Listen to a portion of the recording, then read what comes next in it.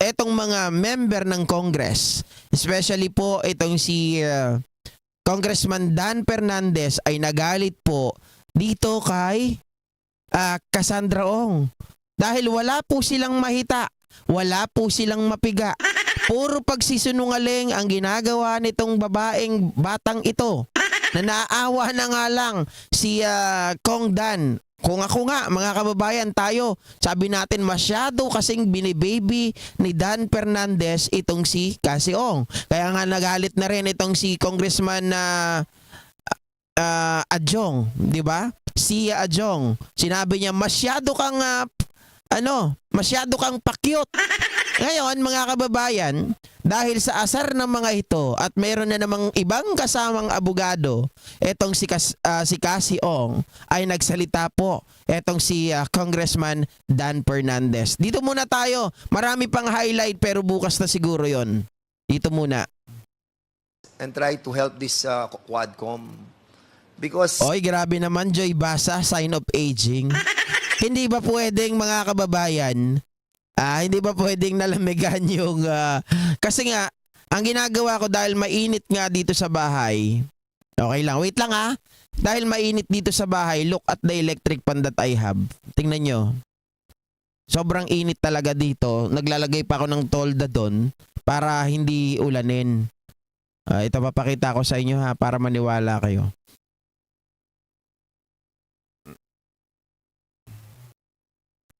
So, ayan. Ay, may natutulog. Ayan, di ba? Yung electric fan ko na nakikita nyo sa gilid. Ito, sa gilid. Sobrang liit lang. Ayan. Ayan lang yung electric fan namin. Ayan. Tapos, syempre, dahil mainit, naguhubad ako sa gabi. Tiles yung sahig. Ito, dito na rin ako natutulog sa pinag-anuhan ng computer natin. Ngayon, mga kababayan, napasukan ata ako ng lamig. So, syempre, nung napasukan ng lamig, hindi ko alam. Basta, nandito ako sa upuan, pagtayo ko, parang iwan yung puwet. Ayun na. Parang nabali. Diba? Okay, so balik tayo doon sa topic natin. Pakinggan natin itong si Kong Dan Fernandez, kung ano po yung sinasabi niya tungkol sa mga abogado, mga kababayan. This Quadcom. Because... Ma'am Amalia Matienzo, thank you so much po for sharing your blessing. This Quadcom. Because, unfortunately, parang napapansin namin na nagiging complacent ka with the treatment that we are giving to you. Don't. Please. Because the reason why we tried to be lenient, because you are so young and we don't want you to be put in jail with that age. And accordingly, kapag nag-file na yung mga victims ng human trafficking, we are telling you, walang bail yan. Right away, ikukulong ka. Ito kasi si Aseo masyadong matigas. Tama po kayo, Ma'am Yuki Sawaki. Ang nakita ko dito, maldita. Diba? Mr. Torreno, ipahilot mo lang yan. Maldita talaga itong si Cassie Ong, mga kababayan. Nakita nga natin yung nagkatinginan sila ni Miss Baterna, diba? Talagang nag-iirapan. At may attitude ito.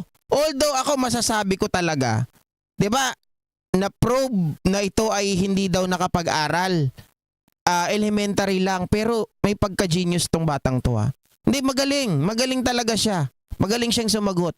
Kaya nga, napapaikot daw niya ang mga congressman, sabi ni Congressman Abante. Bukas tatalakayin natin yan. Pero dito muna tayo. Kasi nga, walang mahita. Nagagalit na itong si Congressman Dan Fernandez. Ano ba? Pinagbibigyan ka na namin. Masyado na kaming mabait sa'yo. Tapos, ganito lang ang ginaganti mo sa amin. Hindi nga namin ikaw ikinontempt nung nakaraan sa women's correctional dahil sumumpa ka sa amin na i-waive mo yung isa-sign mo yung waiver para matingnan namin yung bank account mo. Tapos binawi. Diba? Oh. So, Mr. Chair, I want to give to Ms. Cassandra Leong this Republic Act number 6981 para for her to contemplate while she's in our custody. Kasi basahin mo mabuti to. We are helping you. Huwag kang maniwala sa mga lawyer mo. Huwag ka maniwala sa mga lawyer mo. Thank you so much, Mama Amalia Matienzo. Little token of appreciation of your hard work and support to BBM. Naku, kahit wala naman po yan, mga ka-GP. Sa akin, lumaki lang yung views ko. Okay na ako dyan eh. Kahit walang mga pakulay, walang problema. As long as nakaya po na masustain yung pang-araw-araw namin, pampaaral ng mga anak ko, di ba? Through vlogging, okay na ako dyan. Di na ako naghahangad ng sobra-sobra. Daily lamang ang gusto ng mga yan. And I mean, let's face it. They want to prolong your cases. Why? Of course. We know that. Kaya si Atty. Topacio, alam mo yan si Atty. Topacio, Aha. ang daming banat kay Congressman Abante. Aha. Ang daming banat kay Jinky Luistro. Ang sinasabi niya rito, mga ka-GP, actually nahanap ko ito. Pero alam ko naman yung nature nitong si Topacio. Talagang ang style kasi ng mga DDS, pag nandyan po sa Congress, di ba? Masyadong tahimik. Masyadong akala mo mababait. Pero pagdating po sa labas, atake sila ng atake. Kasi sabi nila, ito daw ay freedom of expression. Yan ang sinasabi nila palagi. Kaya ngayon, nabuisit na itong mga congressman na nanahimik. Kasi ang sa akin, mamaya ko na ipapaliwanag kung bakit. Ang daming banat sa akin lingkod. So it's our time to get even, no? Alam mo, pahabain niya ang kaso para at least makuha lahat ng pera mo. Tama, mga kababayan. Napansin din naman nating lahat eh. Etong si Topacio, ang ginagawa talaga nito, nagugulat ako, no? Lahat ng mga hawak nitong kaso, halos puro kriminal. Totoo naman. Kanino yung mga hawak niya? Kay Tebes. O, di ba? Kay Cassandra Ong. Sino pa ba? Yung mga naalala ninyo. Halos talaga puro kriminal. O, yung nakalaban ni Bong Navarro. Siya din ang may hawak. Sino pa ba? Pero puro talo. Di ba? Puro talo. Kay Claudine Dinata, siya din ata may hawak. Sabi ni Rebelina Roland, nainis ako kanina kay Kong Dan Fernandez. Sinarang niya yung sagot ni Padilla, hindi natuloy ang mga kababayan. I hope you understand. Yung sagot ni Padilla na hinarang ni Kong Dan Fernandez. Ito ang sabihin ko sa inyo. Hindi, bago tayo matapos dito, saglit na lang naman yan eh. Gusto ko lang ipaliwanag para sa mga rito, nanonood ngayon. Tama lang po yung ginawa ni Congressman Dan Fernandez. Bakit, mga kababayan? Magsasalita na yung tao. Makakatulong sa kanila. Kumbaga marami silang makukuha doon. Kayo po ba? Gusto nyo mapahamak yung pamilya ni Colonel Padilla? Siyempre hindi, mga kababayan. Kaya nga itong tao na ito nanghihingi ng executive session para doon niya sagutin lahat ng kanilang katanungan. Sabi niya, sasagutin ko lahat ng wala dyan sa aking affidavit. Marami pa akong sasabihin. Kaya so lang, nagiging nabubuksan ng malalalim yung mga dapat itanong sa executive session, which magko-compromise po sa pamilya nitong si Padilla, na dapat i-secure muna nila yung pamilya para nang sa ganon kahit papano itong taong ito hindi na siya matatakot. Okay? Hindi po mali yung pagharang kasi masyado nang lumalalim. Pag nagbigay ito ng pangalan, lalong-lalo na ang pamilya ni Padilla ay nasa Davao. So siguro sana you get my point. 'Di ba? Sige, thank you. Thank you, Congressman Fernandez. Okay. So ito pa, sabi ngayon, dahil nga bumabanat itong si Topacio sa mga congressmen, mga kababayan, binabanatan si Kong Abante, binabanatan si Dan Fernandez. Ngayon, pati itong si Congresswoman Luistro, yung aking viral post, ginagamit na yan ng mga kalaban ngayon. Tungkol po sa pagtatago ni Congresswoman Luistro sa kanyang asawa nung ito po ay pinagbintangan ng rape. Pero lahat po yun ay fictitious. Yung nagsampa ng kaso ay fictitious dahil lahat yun ay return to sender. So hindi yan kagaya nung kay Kibuloy. Kaya kanina, nanggigil na rin po itong si Congresswoman Luistro, mga kababayan. Ito po yung sinabi niya.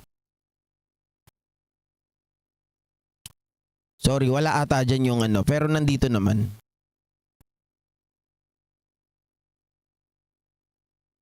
Ito po yung sinabi niya. Hindi ko lang na-save. For him. Aha. We are all members of the bar. Okay. We are not taught like this. Okay. We are not trained like this. Mhm. We are bound to protect our legal profession. Aha. And this is not the way we should discharge our responsibility as members of the Philippine Bar. Kindly relay to Attorney Topacio. Warning Ayun. for him. Ah. We are all members of the bar. Palitin ko lang. Ay, wait lang. We are not taught Ilabas natin sa screen, mga kababayan. Siyempre, gusto nyo makita si Kong Luistro. Marami dyan nag-aantay kay Kong Luistro, no? Ay, kaya lang medyo tago pala. Okay na yan siguro. warning for him. Aha. We are all members of the bar. We are not taught like this. We are not trained like this. We are bound to protect our legal profession. And this is not the way we should discharge our responsibility as members of the Philippine Bar. Kindly relay to Attorney Topacio. Ayun. Warning for him. We are all members of the bar. We are not taught like this. We are not trained like this. We are bound to protect our legal profession. Ang liwanag, mga kababayan. Kumbaga itong si Topacio, dahil nga masyado silang masyado silang nagpapakulob doon po sa tinatawag nating freedom of expression. Hindi nila naaalala na kahit tayo ay may freedom of expression, sila ay at the same time ay mga abogado. Sila ay officer of the court. Tapos ganun yung kanilang mga inaasal. Sa mga susunod na araw ay ipapakita ko sa inyo kung ano po yung pinagsasabi nitong si Topacio. Hindi ko lang po kasi nahabol kanina dahil naghahabol ako ng oras. Si Topacio doon sa kanyang programa na Yes, Yes, Yo. Ito ay sariling programa ni Topacio. Doon po binanatan itong mga congressman. Nagtataka lang po ako, mga ka-GP. Ang sabi ng mga congressman, bakit nyo kami inaatake? Samantalang kami ay hinahanap lang namin ang katotohanan, ginagawa lang namin yung aming trabaho. Para saan pa na nandito kami sa Congress kung hindi namin gagawin ang inquiry in aid of legislation, hindi namin gagawin ang aming oversight function. Which is totoo naman, mga kababayan. Alangan naman ang mga ito, mga congressman na to, ang gawin nila ay kampihan nila yung mga suspect. Kaya nga hinahanap nila dito, kaya sila nagtatanong, para lumabas yung katotohanan. Para yung katotohanan ay lumitaw. 'Di ba? Para nang sa ganon malaman natin kung sino yung mga culprit, sino yung mga mastermind, sino yung mga kasabwat, at kung ano-ano pa. At nagtataka lang tayo, yung gumagawa ng kanilang trabaho, they are the one who attack by those people kagaya po ni Topacio, na kung tutuusin, officer of the court, na ang trabaho dapat, mga kababayan, 'di ba? Ang trabaho ay dapat ito ay hindi lang para sa pera. Kasi ang nangyayari, tagapagtanggol ng kriminal. Bakit? Alam mo, sa totoo lang, kaya wala akong tiwala sa mga abogado. Basta may pera, talagang lalabas ang kulay. Bakit? Mga kababayan, alam mo nang may problema yun. Alam mo nang maraming itinatago, kinakampihan mo pa. Tapos babanatan mo yung mga congressman na ginagawa lang yung trabaho nila. Banatan mo yung mga congressman na hindi nagtatrabaho. Ba't hindi mo banatan si Pulong? Hindi pumapasok sa trabaho. Oh. Nung si Duterte, nandyan, hindi rin pumapasok sa trabaho.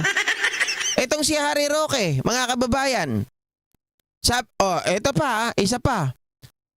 Naalala niyo po yung kanyang inaanak. 'Di ba? Yung dati niyang inaanak. Kasi sabi niya, was may inaanak, so hindi niya na inaanak. Nagsalian na sila ng kandila. Pero sabi niyang ganun, nung sinabi ng inaanak niya, ng dati niyang inaanak, do you think kaya mong lokohin ang mga tao dito? Ako mga kababayan, sa totoo lang, wala naman nakaka-offend doon. Ma-offend ka lang doon kapag may ginagawa kang mali.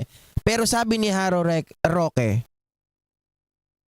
that is, kumbaga para sabi niya, iyan, yung ginagawa mo ngayon, hindi dapat ganyan ang maging attitude ng isang congressman. Hindi dapat ganyan ang maging attitude, lalong-lalo na ng aking inaanak. At hindi dapat ganyan ang maging attitude ng aking dating estudyante. Pero alam nyo ba mga kababayan, gumaganon si Harry Roque. Pero sa kaalaman ng iba na hindi nakakaalam, si Harry Roque ay tinanggal. Magkakasama po sila nung inaanak niya dati doon sa Kabayan Party List. Si Roque ay tinanggal sapagkat balatuba magtanong doon sa House. Tinarantado, ginago. At talagang binastos niya po itong si Ronnie Dayan na isang resource person. Kaya kung uulitin natin yung sinabi niya, that's not how you treat a resource person. Especially coming from a law student and coming from my inaanak. Bumalik sa kanya yung sinabi niya. Kasi kaya siya tinanggal sa Kabayan Party List dahil bastos siya. Dahil siya ay sumobra sa kanyang mga pananalita. Which is hindi po yun akma bilang isang member ng House of Representatives, which is the 17th Congress. 'Di ba? 17th Congress yan, si Harry Roque 2016 hanggang 2017. Sabi ni Papa Ronnie Topacio, pera-pera. Sabi naman ni Ma'am Yani Prensa, I read about it po, yung tungkol sa husband ni Kong Luistro. Actually, numpisan siyang, ibinay. Kasi ang balita nga, tatakbo siya sa Senado. Napanood nyo ba yon, Ma'am Yani Prensa? Actually, hindi ko siya in-upload sa Facebook. Pero viral po siya sa aking YouTube. Almost 300,000 views. Yun. At syempre, kumita ako ng $86. Diba? Doon sa video na yon. Yun ang ginagamit ngayon. Ako, sa totoo lang, dahil nga fictitious yung yung nag-file ng case against her husband, tama lang nahabulin nila at tama lang na itago niya yung asawa niya. Baka, at saka hindi naman yung kagaya ni Kibuloy na marami nakalantad yung mga tao na nagsasakdal sa kanya. 'Di ba? Yun kasi ang sinasabi nila eh. Kakampi ni Marcos yan ha.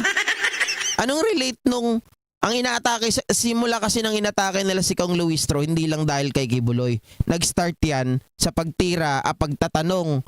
Yung inilabas ni Congresswoman Luistro, yung ayaw ipalabas ni Sara Duterte. Kasi si Sara Duterte, ang totoo niyan, pinigilan niya po ang COA na maglabas ng report. Sabi niya sa COA, huwag niyong ilabas yan. Hindi dapat makarating yan sa mga congressmen. Oh. Sabi ni Mama Amalia Machencio, sad to say, trabaho ng lawyers na ipagtanggol ang client no matter what it takes. So kung ang client nila ay mukhang guilty, ito todo pa rin ang depensa para ipanalo. That's actually correct. Trabaho nila yan. Tama, Mama Amalia Matienzo. Dahil sa pera. Pero sana naman, mga ka-JP, iyan ang realidad ng buhay. 'Di ba? Pero sana, bilang isang abogado, kung ikaw ay mayroong puso, 'di ba? Kung ikaw talaga ay nagmamahal sa iyong kapwa, pag alam mo na mali na yung ipinagtatanggol mong kliyente, di sana mag-give up ka na rin. Hindi yung tanggol to the max. 'Di ba? Talagang binabaliktad mo na yung mundo na kahit yung eto pang matindi. Pinagtatanggol mo yung client mo na alam mo may kasalanan.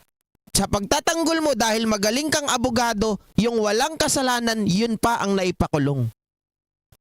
Yun mahirap, realidad ng buhay. 'Di ba? Nakakaasar yun. Ma'am Lorelai Designer, impeach, disbar Sara Duterte. Alam mo, sa totoo lang, yung impeachment, mas gusto ko siguro makulong si Sara Duterte, makasuhan ng graft and plunder.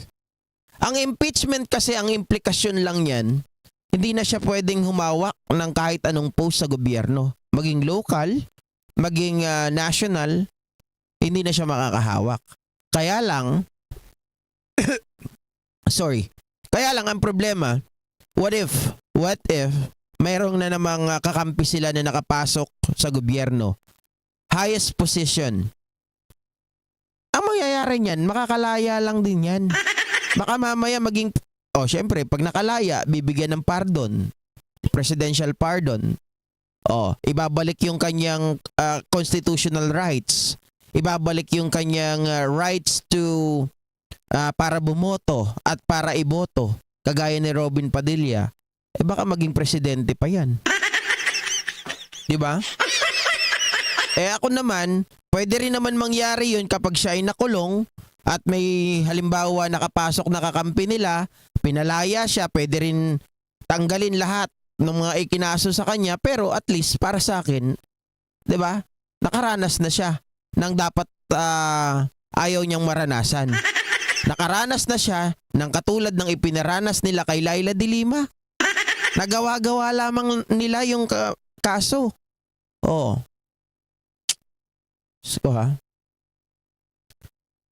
Sabi ni Mama Amalia, reality ng buhay lawyers, they're as good as outcome of their last case. Flora Corrales, para lang si Topacio mukhang pera. No? Lanlan, kung sa mental kaya, hindi ko alam. Kung sa mental, mga kababayan, palagay ko wala namang problema yan. Si Lazara, meron lang talagang pagka-spoiled brat, pero tingin ko hindi naman siya mentally 'di ba? Mentally incapacitated. Palagay ko hindi naman. Kasi siguro kung mentally incapacitated dati nang hindi nakatakbo. Dapat noon pa inungkat na nila 'yan. Meron lang talagang pagka-spoiled brat at talagang parang yes yo eh. Yes is to yes. Ang ibig ko bang sabihin, pag may sinabi si Sara, gusto niya nakukuha lahat. 'Di ba? Ayaw niyang siya po ay mapahiya, ayaw niya po na hindi niya makuha yung gusto niya. Ganun ang nakikita ko sa kanya. Kapag ginusto niya, gusto niya makuha niya. Hindi naman pwede 'yun. Gusto mo maging presidente ka, binagbigyan ka ng vice presidente. My God. Di ba? I hate Trump. Mabuti sana kung karapat-dapat ka. Mabuti sana kung ikaw ay capable to do something. Mabuti sana kung capable ka as our president. Kaya lang hindi. Sumabit ka nga lang sa presidente namin. My God. Di ba? I hate trucks. Mentally retarded. Hindi naman ako naniniwala na mentally retarded si Sara.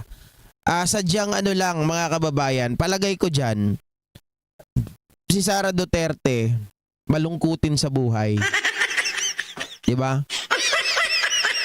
Malungkutin sa buhay. Yan ang masasabi ko. Okay? So anyway mga kababayan, thank you so much po sa lahat mga nakasama natin ngayon. Sana po ay nag-like na ang lahat ng mga followers natin, mga viewers natin, syempre, yung mga yan, hindi lang basta followers, hindi lang viewers. Lahat po kayo mahal ko dito, no? Salamat din sa mga nagpa-share ng blessing, nagpakulay. Mga kababayan, yan po ay malaking tulong, lalong-lalo na ngayon. Bumababa ang output ng aking mga views. Naka-shadow ban ako. Yan ang sinabi ni JDB sa akin, you are shadow ban. Shadow ban ako. Kaya hindi tumataas ng 300 ngayon ang viewers ko. So okay lang yan, walang problema. Darating din tayo talaga dyan kasi maraming nagre-report. Pag maraming nag-report na nasobrahan nila yung mas mataas yung value o yung bilang ng thumbs down sa thumbs up, doon tayo nayayari. Sabi ni Ma'am Lorelai, psychopathic na si Sarah GP. Telma Petroska, salamat din. Ma'am Flora Corrales, magbibigti uli si Sarah pag walang makuhang billions niya. Hindi naman po nagbigti yun, yung sugat niya dito. Hindi yun. Sabi ng doktor, mga kababayan, meron daw atang inoperahan sa kanyang liig. 'Di ba? Sabi ni Ricky Villamor, ikaw na lang naniniwala sa'yo. Si Castro dapat nakulong. Si Dilima, sobrang landi yun. Si Marcos lumuhod kay Sara para matulungan. Tanga ka, mag-research ka. Sabi ni Ricky Villamor. Pakiayos naman po, ano yun? Ikaw na lang ang naniniwala sa'yo. Doon pa lang mali ka na. Si Castro dapat nakulong. Teka mga kababayan. Ricky Villamor, baka ikaw po dapat ang mag-research. Ayaw kitang bastusin, no? Ayaw kitang sabihing panauhing pantanga. Si Castro po, tama po kayo, convicted. 'Di ba? Eto, tama po kayo, convicted. Pero si Castro, dahil convicted siya, at hindi naman po, mga kababayan, lingid sa kalaman ninyo, yung kaso ni Castro, pwedeng mag-bail. Pwede silang mag-apila. That is why si Castro ay hindi nakakulong kasi naka-bail po siya. Nag-avail siya ng kanyang bail at inapila nila sa Tour Ocampo yung kaso nila. Maliwanag. Pangalawa, mga kababayan, simple lang yan. Kung hindi ka po nakikinig, same lang yan ng kaso. Bakit ikaw naniniwala ka kay Jonathan Morales? Which si Morales convicted din. 'Di ba? Convicted din si Jonathan Morales. Where in fact, etong si Morales totoong sinungaling. Bakit? Sabi niya nung Senate investigation, ang kanya daw pong resource person o ang kanyang witness, ang kanyang confidential informant, Your Honor, pulis tayo parehas. Ayaw ko pong mapahamak ang aking confidential informant. Sino ba yung confidential informant niya? Bong Dasa daw, sabi niya. So paano mo nasabi na ayaw mo mapahamak ang iyong confidential informant kung ito pala ay matagal nang patay? Sunog. Si Dilima, pag-usapan natin. Bakit ngayon nakalaya si Dilima? Ano ang sabi ng korte? Insufficient evidence. Yung mga ebidensya kay Dilima. Nasaan na yung mga nagsasabi, mga tumistigo laban sa kanya, nagsipag-recant? Anong sabi nila? Pinilit lang sila nung panahon ni Digong. Yung sinasabi mo, si Marcos, si PBBM, lumuhod kay Sara. Tanga. Kahit wala si Sara, mananalo si PBBM, tandaan nyo yan. Si Sara, sumampay lang yan, sumakay lang. Kaya nanalo. Tingin mo ba, kung si Sara nakipagdebate nung panahon nang sila ay nangangampanya, makakalusot ba yan? Kahit magkatandem sila ni PBBM, hindi yan makakalusot. Eto nga si Luke Espiritu, napakagaling na abogado eh. Nalaglag lang doon dahil sa paninira niya sa mga Marcos. Magaling sumagot si Luke Espiritu sa debate. Nalaglag lang talaga nung siniraan niya sila PBBM. Si Sara. Nakipagdebate ba? Oh. Ano pa? Sige, sabihin mo sa akin kung ano yung mga sinasabi mo dyan. Hindi kita babastusin. Pero ipapakain ko sa'yo yung mga sinasabi mo. Diba?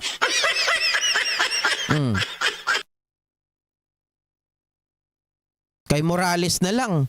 Sabi mo si Castro dapat nakakulong. Di dapat si Morales din nakakulong. Pero may batas. Pwede silang mag-appeal, pwede silang mag-avail ng kanilang bail. At nagtatanong nga ako, kanino kaya galing ang pinangpiyansa ni Morales? Hindi kaya sa Maisog? Hindi kaya kay Duterte? Hindi kaya kay Maharlika? Hindi kaya kay Vic Rodriguez na hawak si Maharlika? Oh. Wala na. Hindi nyo naman pala kayang panindigan yung mga sinasabi nyo eh. Kahit paakyatin ko pa kayo dito, magdebate tayo. Walang problema sa akin. Diba? Alam nyo, pagpapasok kayo dito, huwag nyo sasabihin mag-research ako. Lalim-laliman nyo ng konti yan. Daanin nyo ako sa geography, mananalo kayo sigurado. Hindi, totoo. Mahina ako sa geography eh. Mahina ako sa mga lugar-lugar. Diyan pwede talunin nyo ako. Dahil, nako naman, mga kababayan, akala ko naman kasi, lalaki lang ako noon sa isang lugar lang. Kaya wala akong pakialam na tingnan ang ibang mga lugar. Ayaw kong pag-aralan. Cebu, ganito, ganyan, ayaw ko. Kaya ngayon, nagsasuffer ako. Diba? John Paul Ramos, shoutout.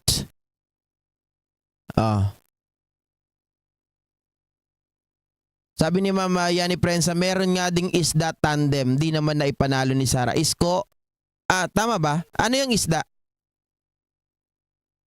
Kasi Inday Sara Duterte ako yung isda eh. Meron sila dati dito na ano tawag doon? Headquarters. Lagi ako nandyan. 'Di ba?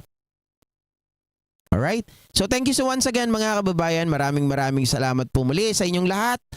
At mag-ingat po kayo at sana po patuloy tayo magsama-sama manalangin para sa bansa natin, sa mga kababayan natin na nasalanta ng bagyong Enteng. At syempre, ipanalangin din po natin ang kaligtasan ng ating Pangulo, ng bansa natin mga kababayan. Huwag sanang manaig ang kasamaan laban po sa kabutihan. Hindi ko po sasabihin na kadiliman laban sa kasamaan. Dahil si Rocky lang po at si Sara ang nagsasabi nun. True times of your darkness. Ano ba sabi niya? Ano ba pagkakasabi ni Sara? Sasamahan ko po kayo. In your darkness. Ha? Ay, kaya nga, di ba?